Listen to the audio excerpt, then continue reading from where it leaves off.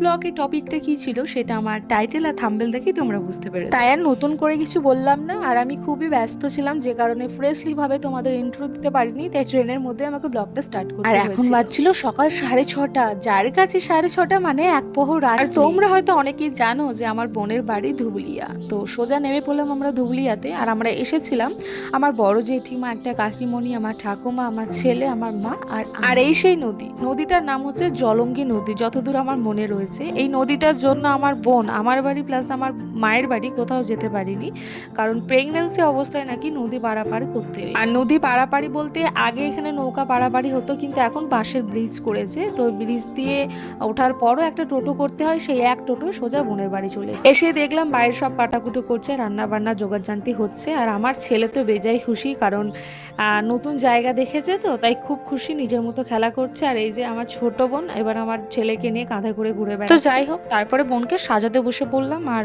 হবে তো সাদের অনুষ্ঠানে একটা না মানে হাজার নিয়ম কানুন রয়েছে, সেগুলো কিন্তু সবকিছু কমপ্লিট করতে হবে, যে কারণে ওকে সকাল সকাল সাজাতে বসে পড়েছি, তাও কিন্তু অনেকটাই লেট হয়ে। আর এদিকে আবার আমাদের আর এক সমস্যা এসে জুটেছে, মানে আমার মা বলছে কিনা যে মা জেঠি যারা এসেছে আমার বাবার বাড়ি থেকে, তারা প্রত্যেকে বলছে 7 দিয়ে বাড়ি ফিরে যাবে।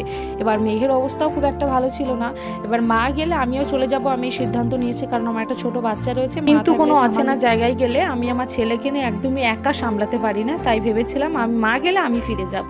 তো সেই কারণে আমি কিন্তু কোনো রকম সাজাগুজু করিনি, সব কিছু নিয়ে গেছিলাম কিন্তু সাজিনি, কারণ সাজ দিতেই প্রায় 2-2-2:30টার দিকে বেজে গেছিলো, মানে তারও লেট হয়েছিল, মানে ফিক্স টাইমটা ঠিক আমার মনে নেই, তবে অনেক। তারপরে ওদিকে বোনের ফটোশুট চলছিল, আর আমরা বাড়ি ফিরে যাবো বলে তাড়াতাড়ি করে ফার্স্ট বাসে খেতে। আমার ব্লগে সবকিছু প্রপারলি দেখতে পাবে না, কারণ আমি আমার ছেলেকে সামলাতে গিয়ে হয়ে গেছে প্রচুর স্কিপ মিস করে গেছি। এখানে প্রপার ভিডিও দেখতে গেলে আমার বোনের ব্লগটা দেখতে হবে, তো ভিডিওটা আজ আমি এখানে এন্ড করছি।